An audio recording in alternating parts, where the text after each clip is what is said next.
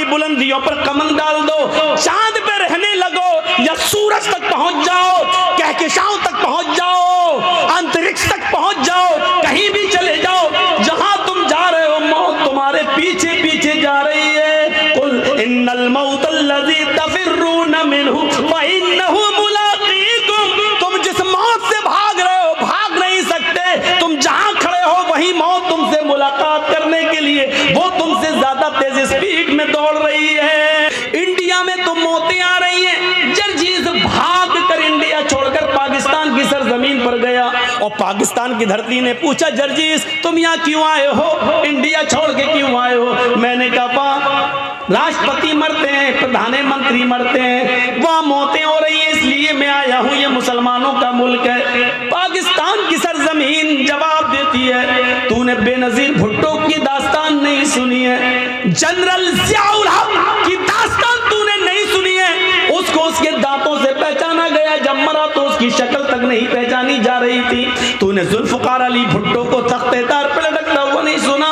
अरे उधर तो कम मरे इंडिया में, पाकिस्तान में तो भरोसा ही नहीं है, यहाँ कब कौन किसकी गोली से मार दिया जाए। पाकिस्तान में भी तुम महफूज नहीं हो। जर्जीस इराक की सरजमीन पर गया, इराक की धरती ने कहा अगर यहाँ जिंदगी किसी को मिल सकती थी तो सद्दाम जैसे आदमी को मिल सकती थी, इसलिए कि अमेरिका की आंखों में आंखें डालकर उसी ने जुर्रत की है, उसी ने बहादुरी दिखाई है। लेकिन मौत ने उसको भी अपने शिकंजे में ले लिया। जब पकड़ा गया तो बंकरों के अंदर पाया गया, दाढ़ी बढ़ चुकी थी, मूछें बढ़ चुकी थी, शक्ल से पहचान में नहीं आ रहा था। इराक ने कहा तुम सऊदीया चले जाओ, वहां तुम्हारी जान बच जाएगी। जर्जीस इराक की सरजमीन से भागकर सऊदीया की सरजमीन पर आता है। सऊदीया की सरजमीन में रियाज में उतरता है। रियाज ने पूछा क्यों आए हो? जवाब दिया इसलिए कि इंडिया में मरते हैं, पाकिस्तान में मरते हैं, इराक में मरते हैं, ईरान में मरते हैं, यहाँ इसलिए आए कि मेरी जान बच जाए। रियाज की सरजमीन ने कहा यहाँ पर भी जान नहीं बचेगी, इसलिए कि देखो शाह फैसल को उसके भतीजे ही ने मर्डर कर दिया, उसके भतीजे ने मार डाला, बाद में उसको भी कत्ल किया गया। हाँ, यहाँ पर भी बादशाहों का मर्डर हुआ, कत्ल हुआ। अगर तुम्हें अपनी जान बचाना है तो मक्के में चले जाओ, वहाँ जनाब मोहम्मद रसूलुल्लाह पैदा हुए थे, शायद वहाँ जान बच जाए। जर्जीस मक्के में जाता है, मक्के का नजारा देखकर खुश हो जाता है। जैसे अंदर घुसता है उसको तवाफ करने का मौका मिलता है। अभी उसने खाने काबा के साथ चक्कर लगाए थे, अभी मकाम इब्राहिम पर 2 रकात नफिल नमाज पढ़ी थी, अभी दुआ मांगी रहा था, अभी सफा और मरवा के चक्कर लगा ही रहा था। इतने में अजान की आवाज आती है, अजान के लिए नमाज पढ़ी जाती है। जर्जीस नमाज पढ़ने लगा, खुश है, आज ऐसी बस्ती में आया हूँ जहाँ मोहम्मद रसूलुल्लाह पैदा हुए, यहाँ मेरी जान बचेगी, यहाँ कभी मौत नहीं आएगी। जर्जीस ने जब जोहर की नमाज पढ़ के सलाम फेरा, इमाम हरम ने नमाज पढ़ाकर सलाम फेरा, अस्सलामु अलैकुम व रहमतुल्लाह। मुअज्जिन खड़ा होता है, कहता सलातु अलल अमवात, कुछ जनाजे आए हुए हैं, आप रुकिए, उन जनाजों की नमाज जनाजा पढ़ी जाएगी। मेरे भाइयों, जर्जीस ने सबसे ज्यादा जनाजे मक्के ही में देखे हैं। जोहर में जनाजे की आवाज, असर में जनाजा पढ़ा जा रहा है, मगरिब में जनाजे पढ़े जा रहे हैं, इशा में जनाजे की नमाज जनाजा हो रही है, मगरिब में नमाज जनाजा पढ़ा जा रहा। अल्लाह, इतनी मौतें तो हमने इंडिया और पाकिस्तान में भी नहीं देखी। यहाँ तो सबसे ज्यादा हर नमाज में 5-6 जनाजे आ रहे हैं। लोगों ने कहा तुम्हें अपनी जान बचाना तो मदीने चले जाओ। मदीने जाता हूँ, मदीने की सरजमीन पर अभी असर या मगरिब की नमाज पढ़ने का मौका मिलता है। आवाज आती है क्यों आए हो? जान बचाने के लिए। अगर इस हस्ती दुनिया में किसी की जान अगर बची होती तो आज इस साहिब कब्र मौजूद ना होता, आज इस रोज़े अक़दस के अंदर मोहम्मद रसूलुल्लाह की कब्र ना होती। इस कब्र के अंदर अल्लाह का सबसे ज्यादा लाडला, अल्लाह का सबसे ज्यादा प्यारा, अल्लाह का सबसे ज्यादा महबूब बंदा इस कब्र में मौजूद है। जर्जीस, मौत ने उसको भी अपने शिकंजे में ले लिया है, फिर तुम कैसे बच सकते हो? हाशा कल्ला, नहीं। कुछ लोग कुरान पढ़ रहे थे, लोगों से पूछा मैंने ये क्या पढ़ रहे हैं? ने जवाब दिया ये कुरान पढ़ रहे हैं। मैंने पूछा ये कुरान क्या है? जवाब मिला ये अल्लाह की आखिरी किताब है, कयामत तक के तमाम मसाइल का हल इस किताब के अंदर मौजूद है। मौलवी जर्जीस मुस्कुराया, जब कयामत तक सारे मसाइल का हल मौजूद है तो मौत का मसला भी हल होगा। ये किताब हमें हमेशा जिंदा रहने का भी तरीका बताएगी। जर्जीस ने भी वुजू बनाया और कुरान लेकर बैठ गया।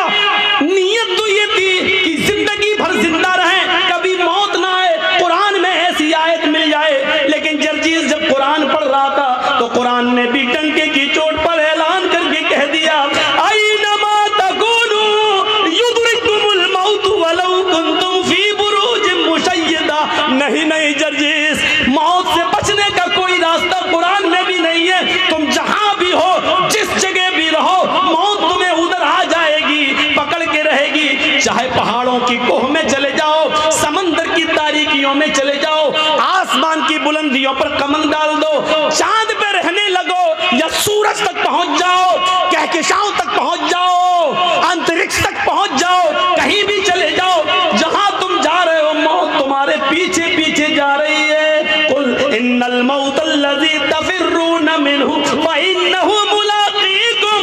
तुम जिस मौत से भाग रहे हो भाग नहीं सकते, तुम जहां खड़े हो वही मौत तुमसे मुलाकात करने के लिए, वो तुमसे ज्यादा तेज स्पीड में दौड़ रही है, वो तुमसे ज्यादा तेज स्पीड में आ रही है, वो तुमसे ज्यादा तेज स्पीड में तुम्हारा सफर कर रही है, तुम्हारे पास आकर रहेगी, तुम्हें अपने शिकंजे में लेकर रहेगी, तुमसे मिलकर रहेगी। फइन्नहु मुलाक़ीकुम, वो तुमसे मुलाकात करके रहेगी। मुलाकात किसको कहते हैं? सलाम अलैकुम, वालेकुम सलाम। आपने हमसे हाथ मिलाया, हमने आपसे हाथ मिलाया, आपने हमको देखा, हमने आपको देखा, ये है मुलाकात। आपने मेरी आंखों में आंखें डाली, हमने आपकी आंखों में आंखें डाली, ये है मुलाकात। फ़इन्नहु मुलाक़ीकुम, मौत तुमसे मुलाकात करेगी। इसका तर्जमा मैं यूँ भी कर सकता हूँ कि मौत तुम्हारी आंखों में आंखें डाल कर रहेगी, यानी मौत तुम्हें अपनी नज़रों से तुम्हारी आंखों में आंखें डालेगी और तुम्हारी रूह उस वक्त निकलेगी। वअंतुम हीनइज़िन तंज़ुरून, अपनी आँखों से देखोगे रूह निकालने वाले फरिश्ते को। जब रूह निकाल रहा होगा वो निकाल के ले जा रहा होगा। मेरे भाइयों, जब तुम्हारी रूह निकलेगी, हमारी रूह निकलेगी, वअंतुम हीनइज़िन तंज़ुरून, उस वक्त मरने वाला अपनी आँखों से देख रहा होगा। बड़ा अजीब मसला होता है जब रूह निकलती है। रूह सबसे पहले पैरों के तलवे से निकलती है नीचे। आप किसी मरने वाले के करीब बैठिए और देखिए, सबसे पहले उसका पैर काम करना बंद करता है। रूह यहाँ से खींचता है मलकुल मौत, यहाँ से खींचकर टखने तक आती है, फिर यहाँ से खींचता है तो पिंडली तक आती है। बस साक़ बिस्साक़, पिंडलियों से पिंडलियाँ टकरा जाती हैं और नीचे का धड़ काम करना बंद कर देता है। फिर ये रूह खींचता है तो घुटने तक आ जाती है, घुटने के नीचे का हिस्सा बेकार हो जाता है। फिर रूह खींचता है तो रान तक आ जाती है, रान से नीचे का हिस्सा बेजान हो जाता है। फिर रूह खींचता है तो सीने तक आ जाती है और सीने से नीचे का हिस्सा बेकार हो जाता है। फिर रूह हलक तक आ जाती है, हलक तक आ जाती है और हलक से नीचे का हिस्सा बेकार हो जाता है। और फिर हलक के पास आकर जब रूह को खींचता है, रूह निकालता है, तो ये रूह आँख, नाक और कान, इन तीनों रास्ते से बाहर निकलती है। और जब नाक और कान के रास्ते से निकलते हुए आंखों तक पहुंचती है तो आंखें फट जाती हैं। और आप देखिएगा, मरने वाला जब मर रहा होगा तो उसकी आंखें खुली रह जाती हैं। क्यों? कुरान कहता है इसलिए खुली रह जाती हैं कि वअंतुम हीनइज़िन तंज़ुरून, उस वक्त वो रूह निकालने वाले मलकुल मौत को अपनी आंखों से देख रहा होता है। और ये देख रहा होता है कि मेरी रूह को लेने वाले रहमत के फरिश्ते आसमान से आए हैं या अज़ाब के फरिश्ते आसमान से आए हैं, मेरी रूह को जन्नत के फरिश्ते ले रहे हैं या मलकुल मौत के हाथों से मेरी रूह को जहन्नम के फरिश्ते ले रहे हैं। वो इसी दुनिया में देख लेता है कि मेरी रूह को लेने के लिए जहन्नम के फरिश्ते आए हैं, जन्नत के फरिश्ते। बहुत आसान है। हम लोगों में से कितनों के माँ बाप इस दुनिया में नहीं होंगे, कितनों की माँ इस दुनिया में नहीं होगी, कितनों के माँ बाप इस दुनिया में नहीं होंगे। ज़रा सोचिए, वो इस दौर से गुजर चुके हैं, अब वो दौर हमारा भी आने वाला है, आपका आने वाला है, हमें भी उस दौर से गुजरना है। हमने इस मौत के बाद के लिए क्या तैयारी कर रखी? हमें इस चीज का एहसास अपने अंदर पैदा करना है। बहुत खुश और मगन हो चुके हम लोग, बहुत। ये जो आवाज़ें आ रही हैं, चाहे औरतों के पंडाल से आ रही हो, चाहे बाज़ार से आ रही हो, यहाँ जलसा हो रहा है, कुरान पढ़ा जा रहा, हदीस पढ़ी जा रही है, ये याद रखिएगा, ये आवाज़ें आपकी हवा में नहीं घूम रही हैं। आपने सुबह से लेकर शाम तक, अभी जब सोने जाएं बिस्तर पर, तो सोचिएगा कितनी गालियाँ दी हैं और कितना आपकी ज़बान से सुभान अल्लाह और अल्हम्दुलिल्लाह निकला है, उसका हिसाब लीजिएगा। आप अभी तक अपनी पूरी ज़िंदगी का नहीं ले पाएंगे, लेकिन आज का हिसाब लीजिएगा। आज सुबह से शाम तक कितनी गालियां दी हैं, कितनों को धोखा दिया है, कितनों को नाजायज सताया है, कितनों पर जुल्म किया है और कितनों के साथ अच्छा सलूक किया है। आपने जो कुछ भी किया है वो इस हवा में घूम नहीं रहा है, बल्कि उसको फरिश्ते रिकॉर्ड किए हुए हैं। अच्छा क्या तो दाएं हाथ के फरिश्तों ने रिकॉर्ड कर रखा है, बुरा आपकी ज़बान से निकला तो उसको बाएं हाथ के फरिश्तों ने रिकॉर्ड कर लिया है।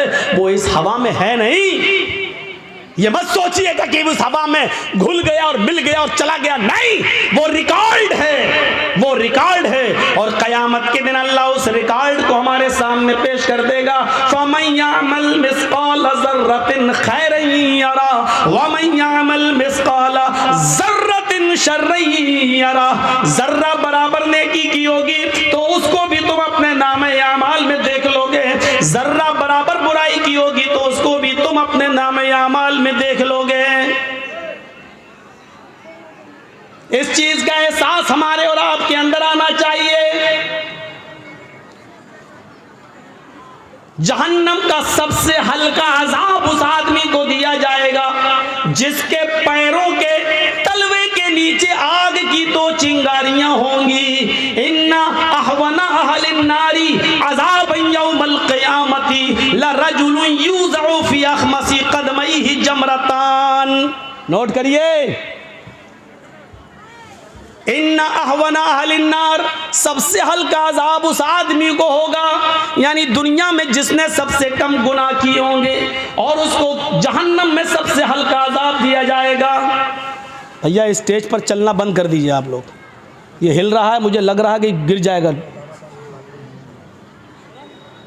बंद करिए आप और उसूल बदलिए। जिसको चाहे स्टेज पे बिठा दिया, पैंट शर्ट आई टाई और खैनी वाले सब स्टेज पे बैठे हुए हैं,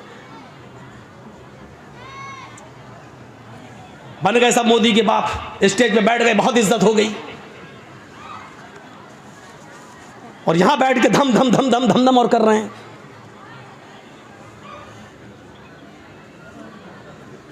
इन्ना अहवना अहलिन नारी अज़ाबन यौमल क़ियामती, सबसे हल्का अजाब उस आदमी को दिया जाएगा क़यामत के दिन।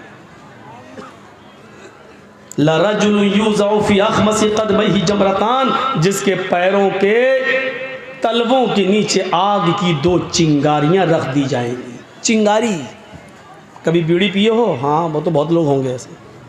मौलाना साहब किसी को खड़ा करके पूछो, कहेगा हाँ हाँ हाँ मौलाना साहब गलती हो गई, आइंदा नहीं पिएंगे, लेकिन अभी तो कहेगा हाँ पीते हैं। चिंगारी देखी आपने? एक आध चिंगारी उठती है। अंगारे की बात नहीं कर रहा हूं मैं, अंगारा तो इतना बड़ा होता है, कोयला आपने जलाया वो अंगारा है, वो तो बहुत बड़ा हो गया। आग की दो चिंगारी दो पैरों के नीचे, इन तलवों के नीचे रख दी जाएगी। ये कौन आदमी होगा मालूम है? जिसने सबसे कम गुनाह किए होंगे और दुनिया जहन्नम में जिसको सबसे हल्का अजाब हो रहा होगा। हम लोगों ने सबसे कम गुनाह किए हैं, ये तो बाद ही में पता चलेगा कम किए कि ज़्यादा किए। दो चिंगारियां रखी जाएंगी और इन दोनों चिंगारियों का हाल क्या होगा? यग़ली मिनहुमा दिमागुहु, इन दोनों चिंगारियों से उसका दिमाग खौल रहा होगा हांडी की तरह। जैसे गोश्त उबलता है ना, हांडी में आप गोश्त रख दीजिए और थोड़ी देर के लिए आग पर रख दीजिए, उसके बाद देखिए हो आवाज़ आती है ना चूल्हे पर आवाज़। यग़ली मिनहुमा दिमागुहु, इन दोनों चिंगारियों से उसका दिमाग खौल रहा होगा। यारा अन्नहु अशद्दु अज़ाबन, वो समझ रहा होगा पूरी जहन्नम में सबसे ज़्यादा सख्त अजाब मुझी को दिया जा रहा है। दो चिंगारियों की वजह से वो क्या समझेगा कि मुझे सबसे ज्यादा सख्त अजाब दिया जा रहा, हालांकि उसको सबसे हल्का अजाब हो रहा होगा, लेकिन वो ये समझेगा कि पूरी जहन्नम में सबसे ज्यादा सख्त अजाब मुझे दिया जा रहा है, सबसे ज्यादा सख्त अजाब। ये तो सबसे हल्का अजाब हो गया। अब अल्लाह जाने सबसे हल्का अजाब किसको मिले, कौन हो जिसने सबसे कम गुनाह किए। ये तो सबसे हल्का अजाब हो गया, लेकिन सबसे ज़्यादा सख्त अजाब किसको दिया जाएगा, वहाँ नाम आए हैं। सबसे ज़्यादा सख्त अजाब किसको दिया जाएगा, वहाँ अल्लाह के नबी ने नाम लिए हैं। इन्ना अशद्द अज़ाबन यौमल क़यामती अल मुसव्विरून। आखिरत के अंदर सबसे ज़्यादा सख्त अजाब, सबसे ज़्यादा हार्ड अजाब उसको दिया जाएगा जो दुनिया में तस्वीरें बनाया करता है, जो दुनिया में तस्वीरें लिया करता है। खुलकर क्यों ना कह दूं, जो अपने मोबाइलों में सेल्फी लेता है, फोटो खींचता है, किसी मौलवी के साथ वो सेल्फी लेकर फख्र करता है, अपनी दुकान में मौलाना को बिठा के सेल्फी लेकर उसके प्रचार करता है। इन्ना अशद्द अज़ाब यौमल क़यामती, इन्ना अशद्द अन्नास, सख्त अज़ाब लोगों में सबसे ज्यादा क़यामत के दिन उसको दिया जाएगा अल मुसव्विरून, जो दुनिया में तस्वीरें बनाया करते हैं, जो दुनिया में तस्वीरें लेते हैं। लो लो बेटा लो, खींचो। क्या हो गया, वीडियो कर रहे हो, ये नहीं बन रही वीडियो। आइए अभी जर्जी साहब तकरीर खत्म करेंगे। मौलाना साहब हो गए जन्नतुल फिरदौस के मालिक, बहुत अच्छा, अपने दोस्तों में शेयर करेंगे। देखिए जर्जी साहब से मुलाकात करके आए हैं, मिल के आए हैं। ये छोड़िए, अपनी आखिरत को बर्बाद मत कीजिए। जलसे क्यों करवाते हो? अगर ये सख्त बात सुनने के हक में नहीं सुनने की ताकत नहीं है तो जलसे कराना छोड़ दो, छोड़ दो। 4.5 लाख मदरसे पूरे हिंदुस्तान के अंदर, 4.5 लाख मदरसे, 50 लाख से ज्यादा उलमा, 20 करोड़ से ज्यादा मुसलमान। कभी मुहासिबा किया है, कभी हिसाब लिया है? 4 लाख से ज्यादा मदरसे, 50 लाख से ज्यादा मौलाना, और नमाजियों का परसेंटेज सिर्फ 2%।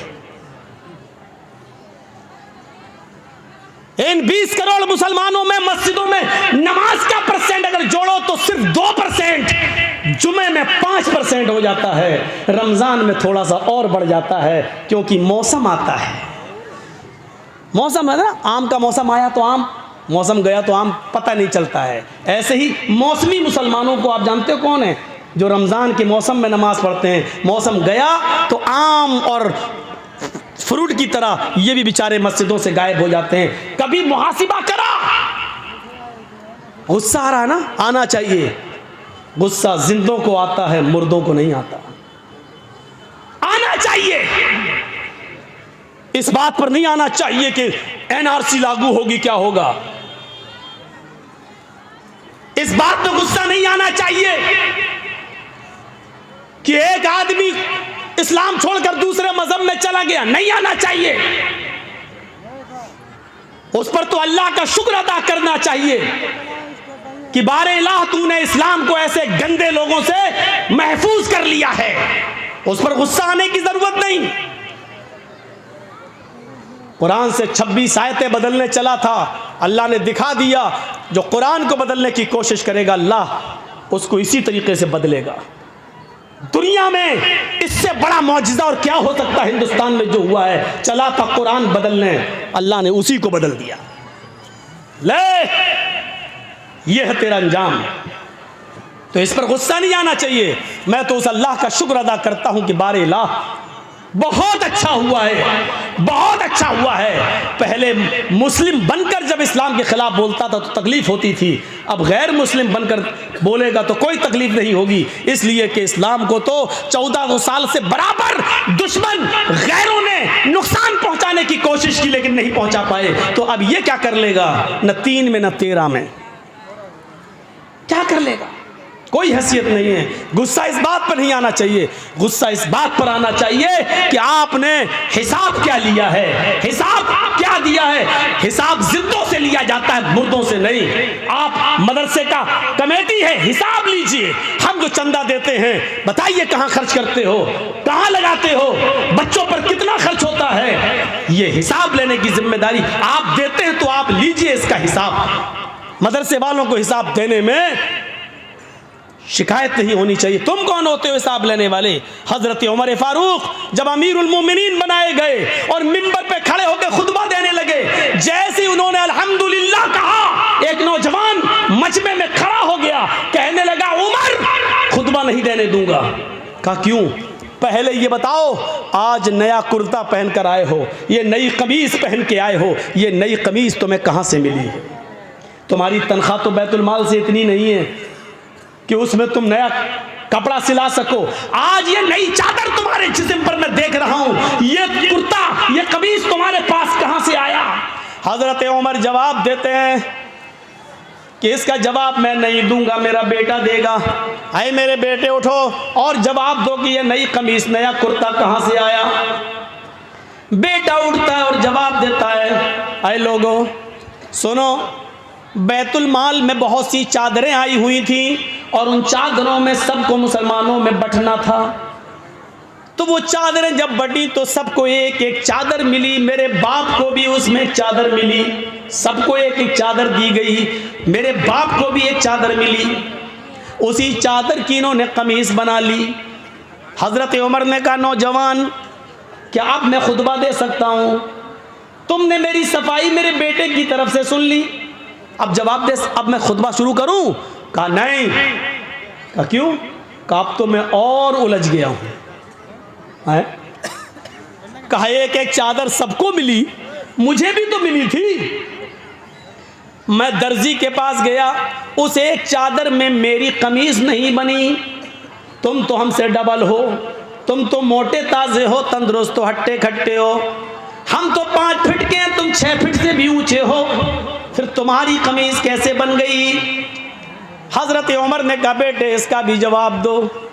हजरत उमर का बेटा कहता है लोगों और आए हिसाब लेने वाले तू भी सुन, मेरे बाप को एक चादर मिली थी, मुझे भी तो एक चादर मिली थी, सबको एक एक चादर दी गई, उसमें मेरा भी हक था, मुझे भी एक चादर दी गई। मैंने अपने बाप की कमीज में कई जोड़ लगे हुए देखे, पैबंद लगे हुए देखे, तो मुझे अपने बाप की कमीज पर बड़ा अफसोस होता था कि मेरे बाप के पास कोई कपड़ा नहीं है। तो मैंने अपने बाप को अपनी भी चादर दे दी, अपनी चादर और मेरी चादर दोनों चादरें मिलाकर मेरे बाप ने कमीज बना ली। हजरत उमर ने कहा नौजवान अब क्या कहते हो, अब मैं खुतबा दूं? वो नौजवान बैठ गया, अमीरुल मोमिनीन अब आप खुतबा दीजिए। अल्लाह की कसम मुझे फख्र है कि मेरा अमीर ऐसा है कि जिसने अमानत में खयानत नहीं की है, जिसने एक पैसे की भी अमानत में खयानत नहीं की है, कपड़े के एक तार की भी अमानत में खयानत नहीं की है। अब आप खुतबा दीजिए। मैंने ये सबके सामने इसलिए पूछा ताकि आपकी सफाई सबके सामने आ जाए। मेरे भाइयों सबके सामने उस आदमी ने पूछा, हिसाब लिया और उमर फारूक ने सबके सामने हिसाब दिया। हिसाब जिंदों से लिया जाता है, मुर्दों से नहीं। मुर्दे तो मर गए, वो अपने कर्म जो किया है उसके हक वो भुगते, अच्छा किया तो अच्छा, बुरा किया तो बुरा, लेकिन जिंदों से हिसाब लिया जाता है। आप जिंदा कौम हैं, मुहासिबा करिए, मुहासिबा।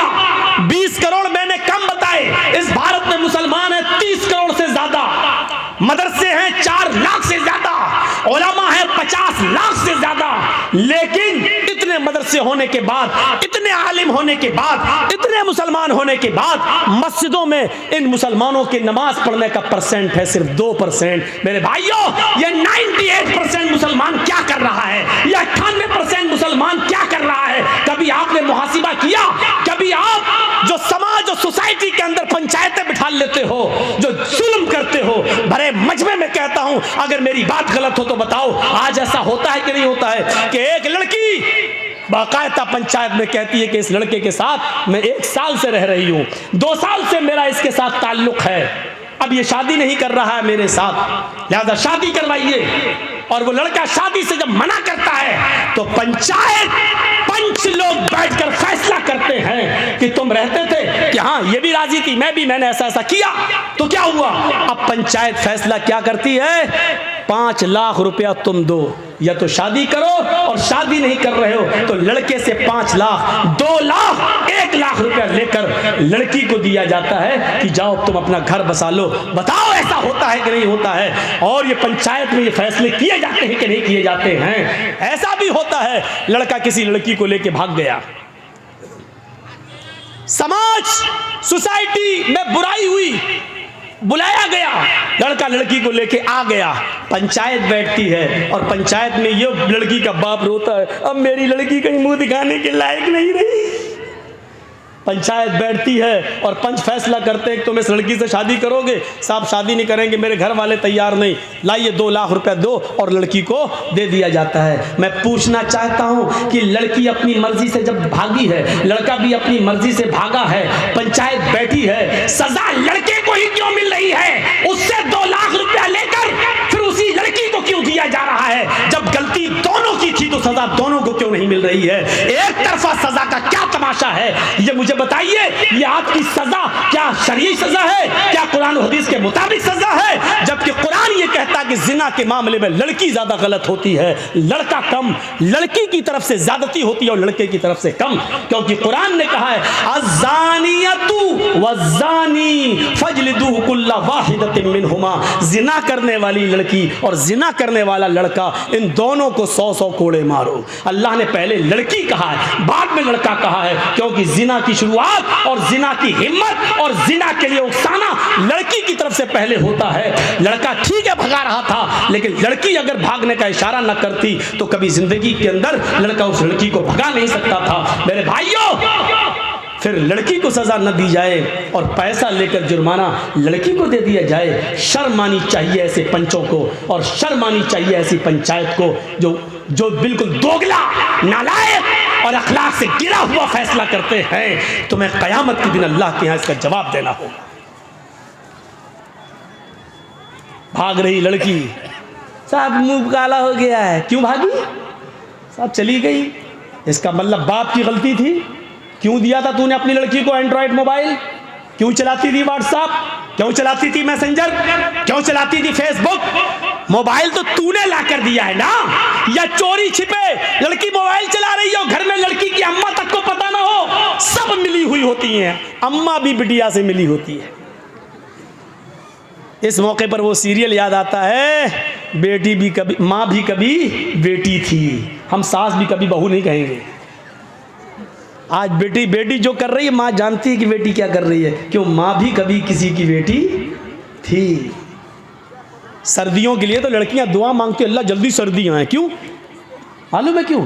क्योंकि गर्मियों में मोबाइल नहीं चला पाती हैं, सर्दियों में कंबल डाला,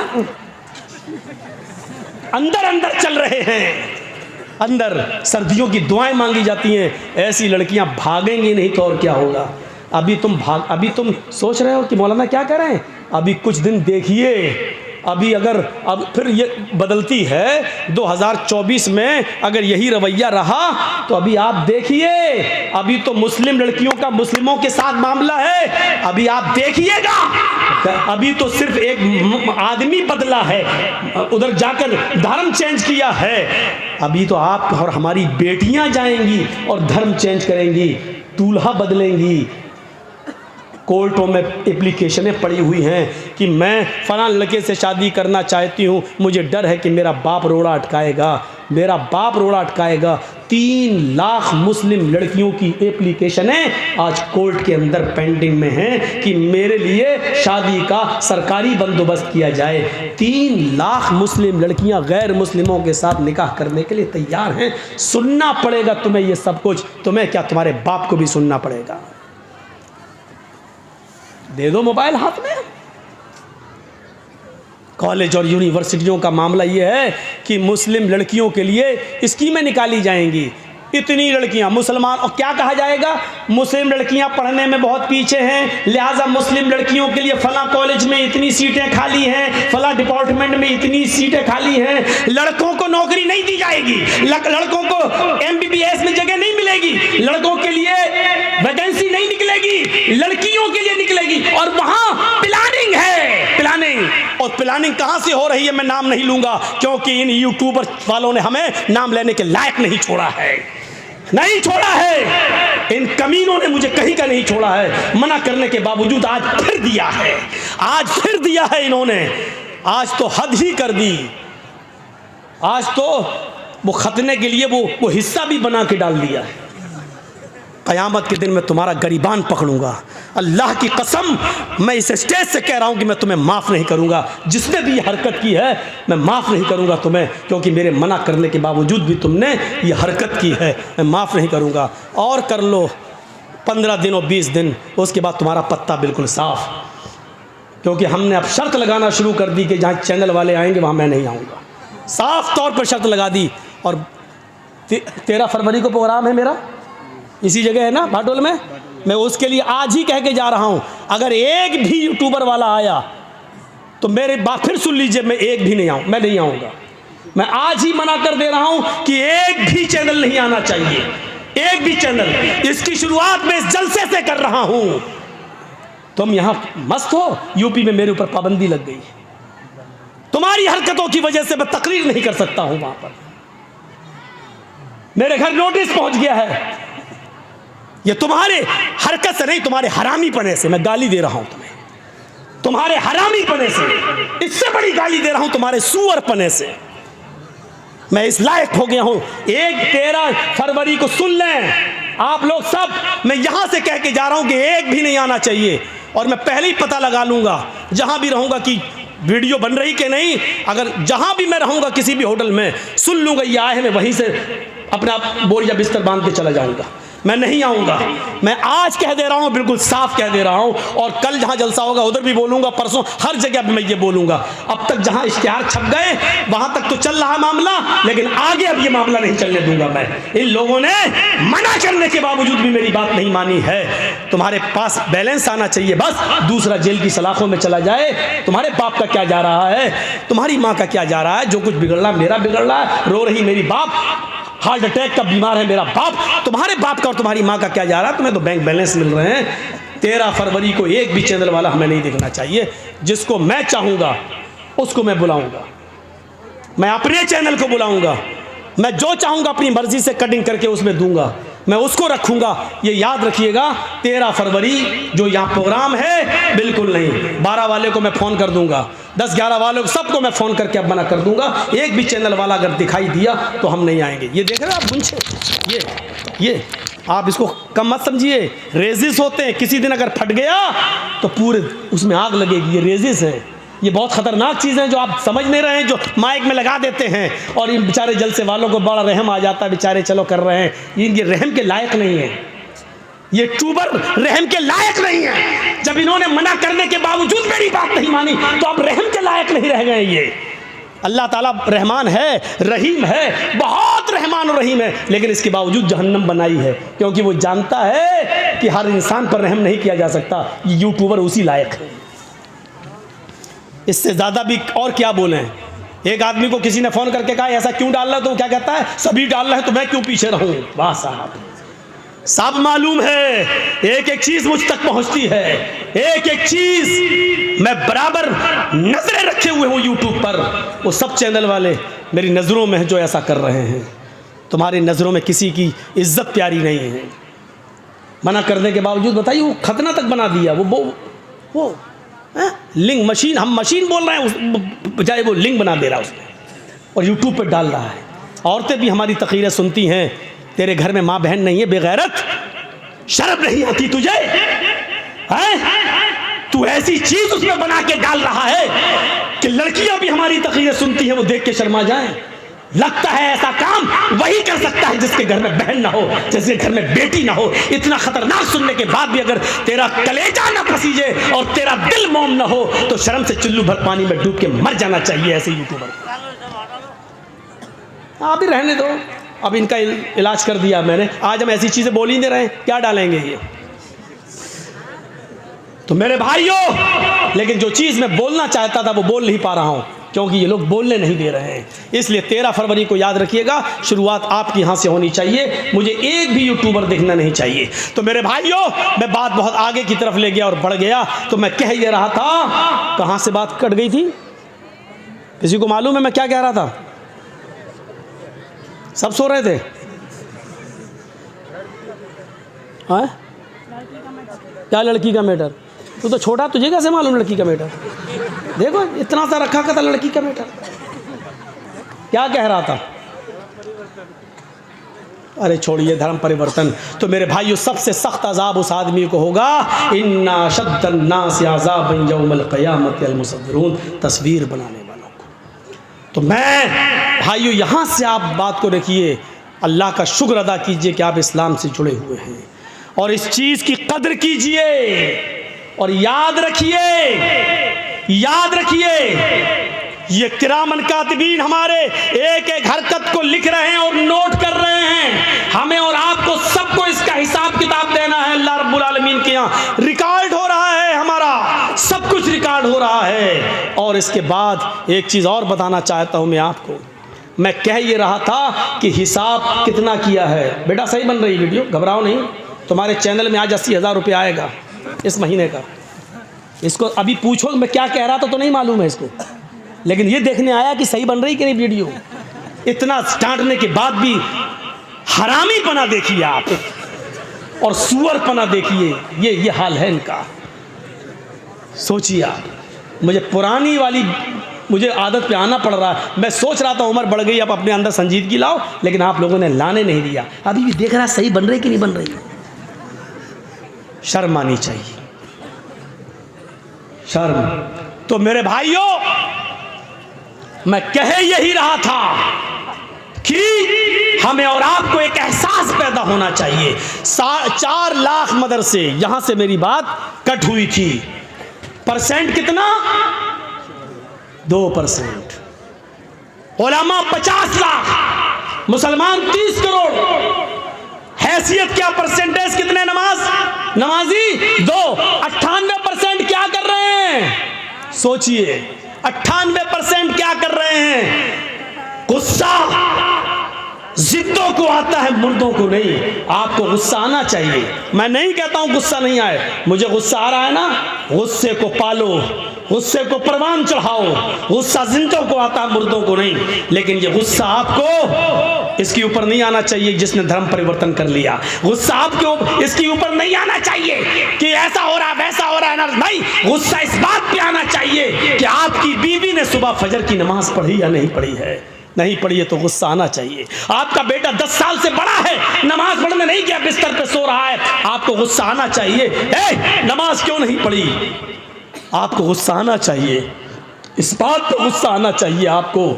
आपका बेटा शराब पीकर घर में आया, आपको गुस्सा आना चाहिए। ऐसा क्यों किया? आप गुस्से को पालिए, परवान चढ़ाइए और बच्चों को पढ़ाइए और लिखाइए, क्योंकि पढ़ाने और लिखाने के साथ ही आप एक अच्छा इंसान बना सकते हो अपने बच्चों को। तो मेरे भाइयों, गुस्सा जिंदों को आता है, मुर्दों को नहीं। आप गुस्सा, लेकिन गुस्सा जहां आना चाहिए वहां आपको आना चाहिए, हर जगह गुस्सा नहीं। मुझे जायज़ बात पर गुस्सा आया, यहाँ गुस्सा आना चाहिए। आपको भी जायज़ बातों पर गुस्सा आना चाहिए। अल्लाह के रसूल को भी गुस्सा आता था, और गुस्से का तो हाल ये था कि अल्लाह के नबी के जब गुस्सा आता था तो हत्ता मर्रत आईना, आपकी दोनों आंखें सुर्ख हो जाया करती थी। सहाबा कहते हैं अल्लाह के रसूल को जब गुस्सा आता था तो ऐसा लगता था जैसे अनार का जूस किसी ने मोहम्मद रसूलुल्लाह की आंखों में डाल दिया है, इतनी लाल हो जाती थी आंखें। हज़रत उमर ने हिसाब दिया, आप भी हिसाब देना सीखिए।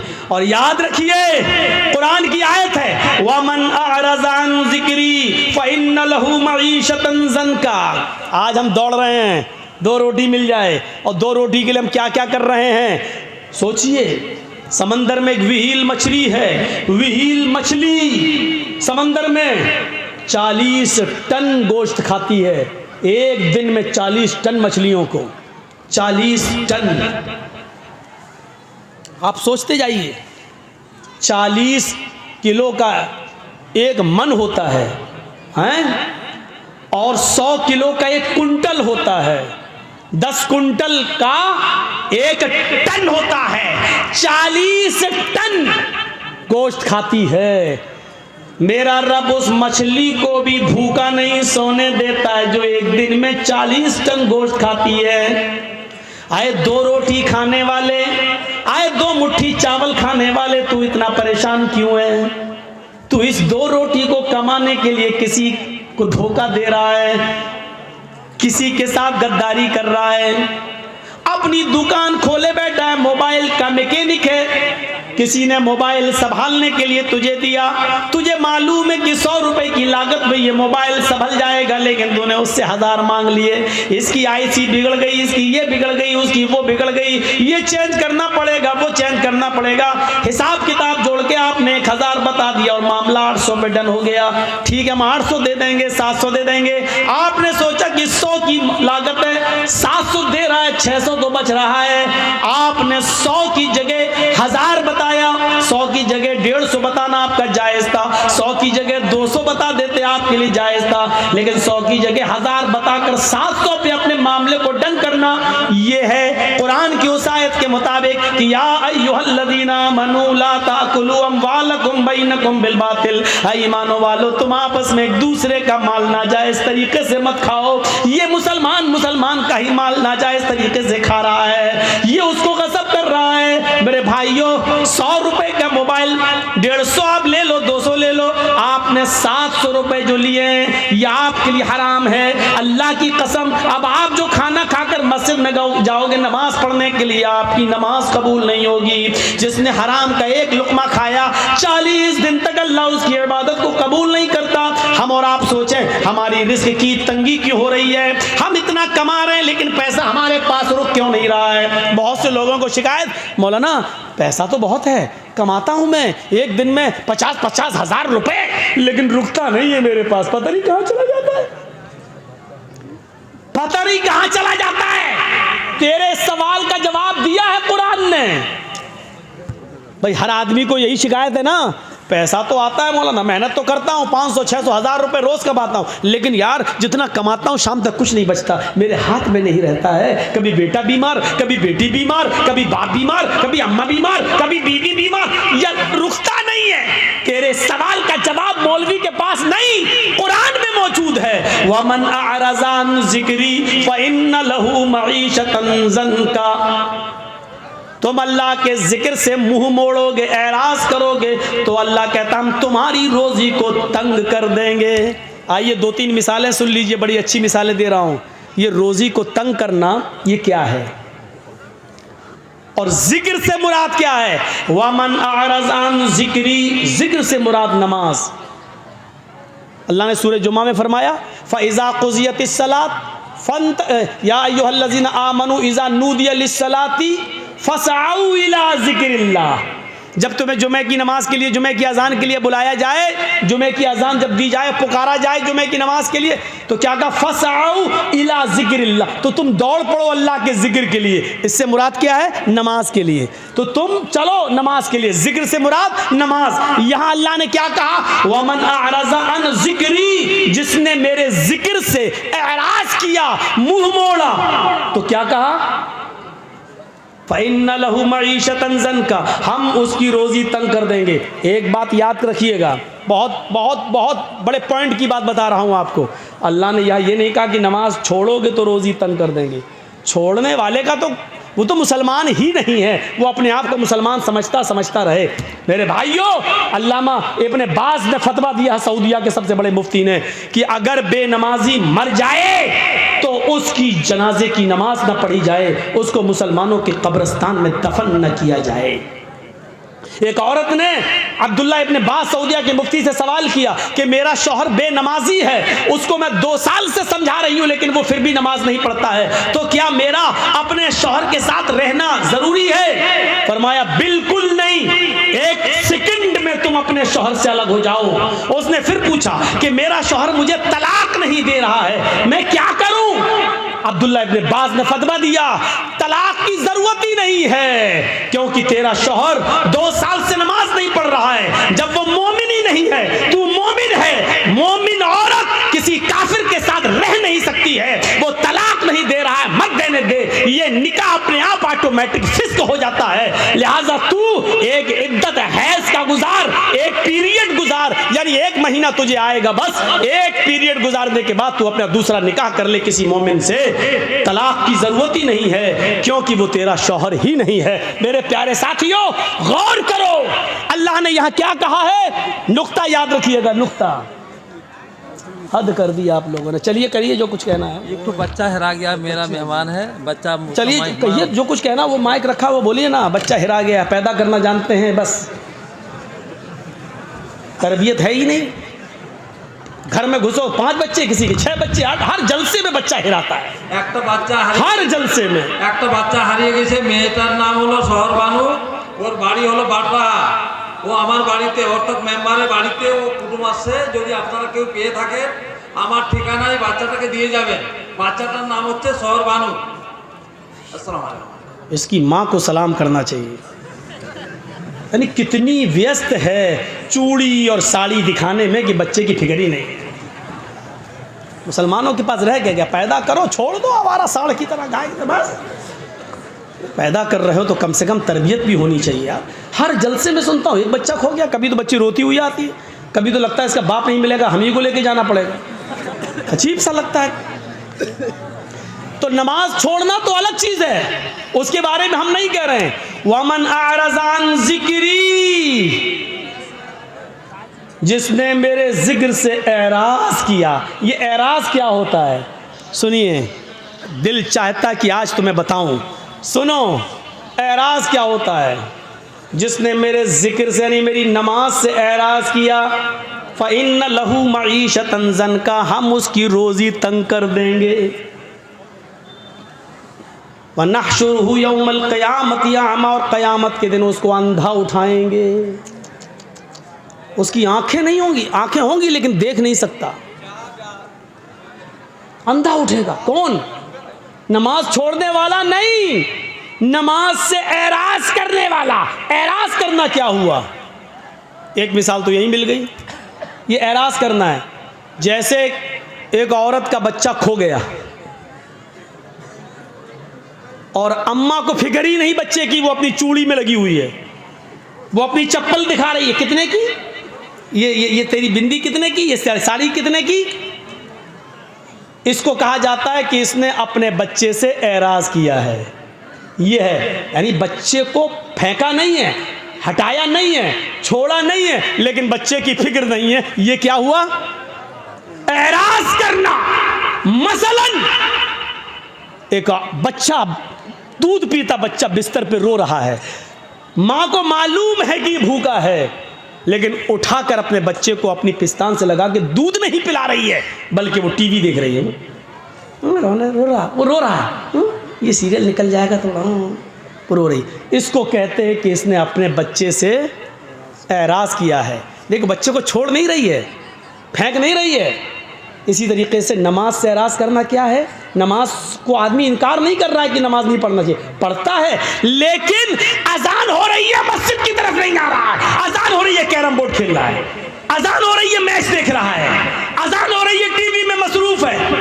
एक आदमी के घर में आग लग गई है, उसका घर जल रहा है, लेकिन वो आदमी क्रिकेट खेल रहा है, क्रिकेट खेल रहा है।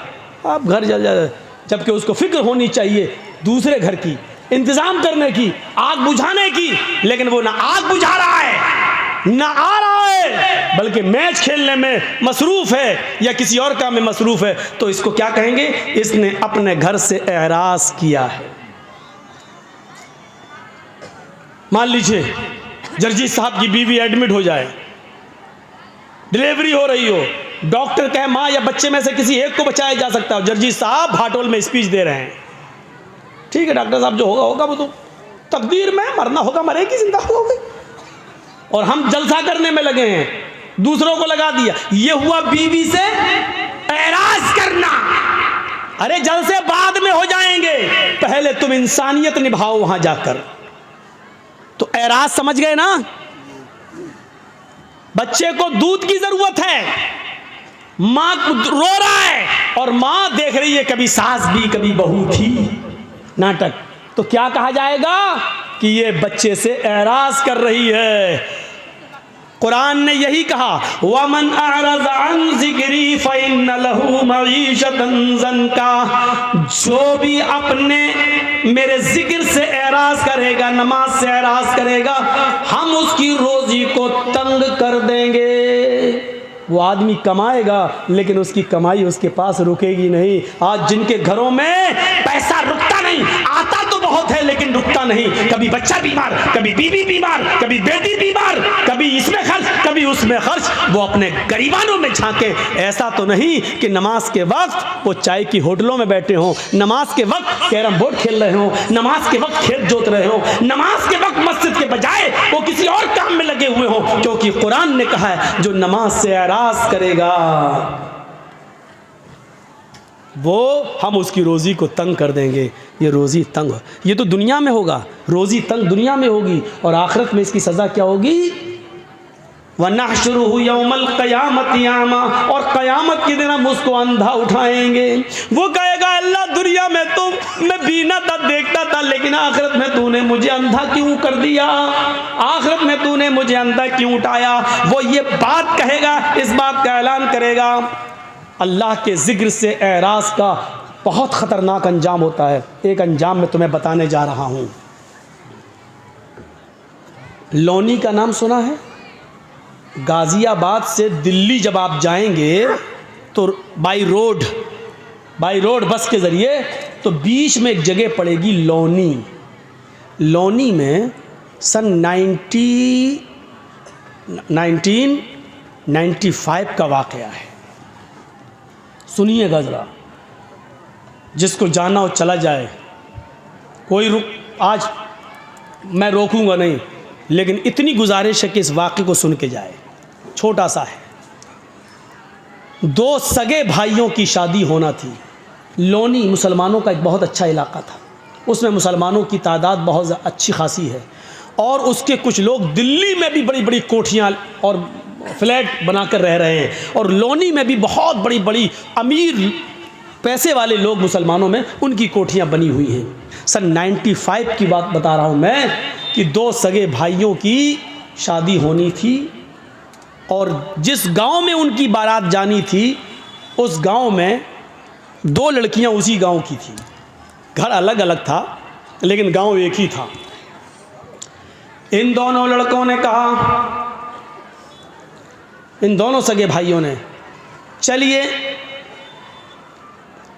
कल हमारी बारात जाएगी, क्यों ना आज की रात हम नाच गाने में गुजारें। इन लोगों ने, इन दोनों भाइयों ने सन 1995 के अंदर दिल्ली के मशहूर जगह जो रेड लाइट एरिया कहलाता है, जहां तवाइफें रहती हैं, गाड़ी बुक करके 8-10 तवाइफों को बुलाया। 8-10 तवाइफें जब इस घर में आती हैं लोनी में, और फिर नाच और गाना चलता है। लड़के के यार दोस्त, लड़कों के यार दोस्त भी आए हुए हैं, और पूरी रात नाच चलता है, पूरी रात गाना चलता है। देखिए तो वो क्या हो गया, ओ भैया चाय वाले, हमें तो लगा आग लग गई भाई। चाय वाला भी कमाने में लगा, जलसा सुन रहे हैं। बताइए सुनेंगे, जो चाय पी रहे होंगे वहाँ बैठ के सुनेंगे। फिल्म हॉल में तो पेशाब भी रोक के बैठ जाते हैं यहाँ बेचारे। अफसोस होता है या अल्लाह, मुझे सिर्फ बिहार बंगाल में कहना पड़ता है, कभी हैदराबाद में हमें कभी किसी को कुछ नहीं कहना पड़ा, महाराष्ट्र में कभी नहीं कहना पड़ा, कश्मीर में कभी नहीं कहना पड़ा।